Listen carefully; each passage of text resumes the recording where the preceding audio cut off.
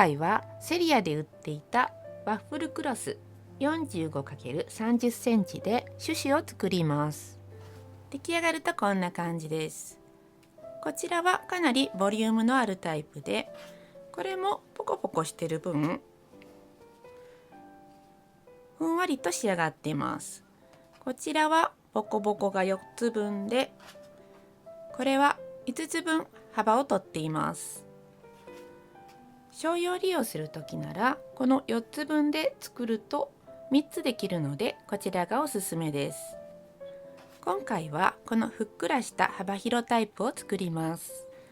作り方はどちらも一緒ですが、幅広タイプの方が縫いやすいです。慣れない方はこちらの方がおすすめです。生地は45センチの方を横にして12345個分をカットします。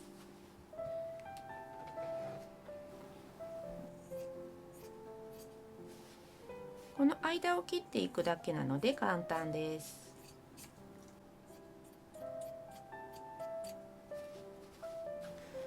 このような生地を使うときは12センチ ×45 センチにカットします。まずボコボコが内側になるようにして、端を1センチの縫い代で縫います。ちょっと縫い目は大きめにして少し引くようにして縫います。だいたい3ミリぐらいの縫い目にしています。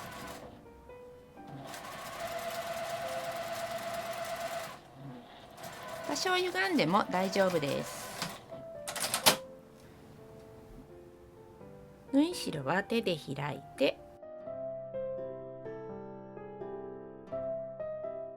縫い代のある方を下にします。こちらはこのようにちっちゃくまとめて、縫い代が合うように合わせます。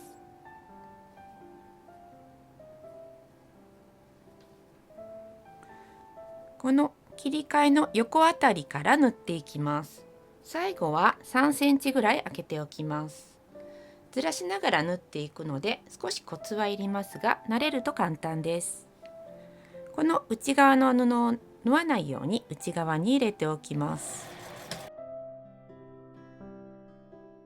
この生地に線があるので線を合わしながら縫っていきます。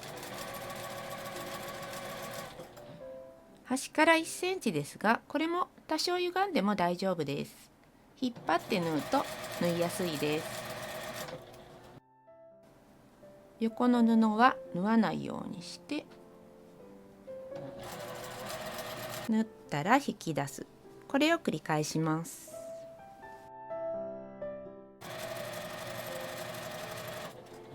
内側の布は縫わないように気をつけます。引き出して反対側も中に入れます。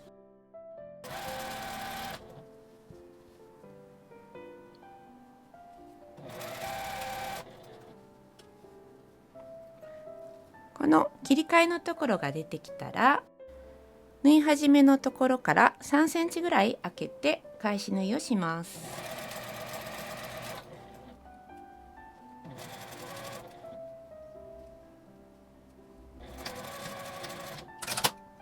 ここが3センチぐらい開いてます。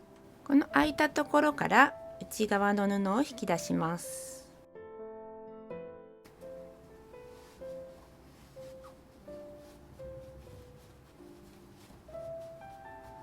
こんな感じで輪っかになってます。今回はちょっと家にヘアゴムがなかったのでロックオールのゴムを使います。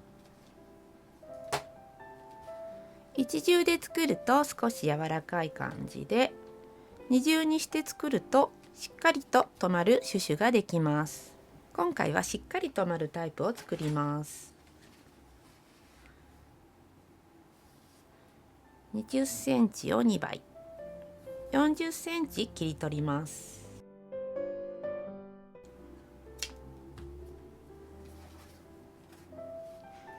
1本で作るときは20センチぐらいで良いです。端のところをクリップで留めておきます。こちらからゴムを通します。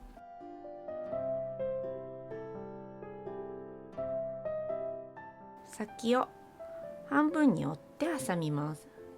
こうするとしっかりと留まります。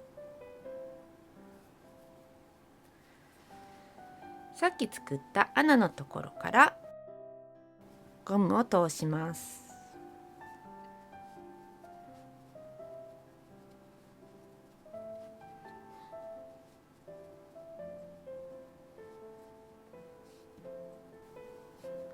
端を長めに出して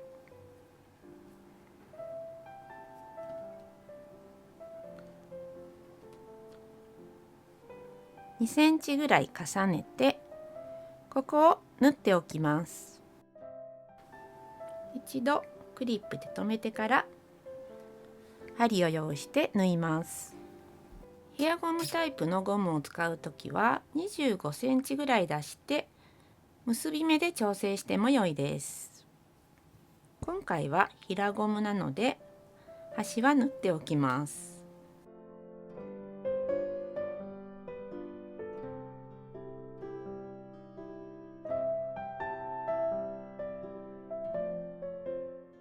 中に入れたら出来上がりです。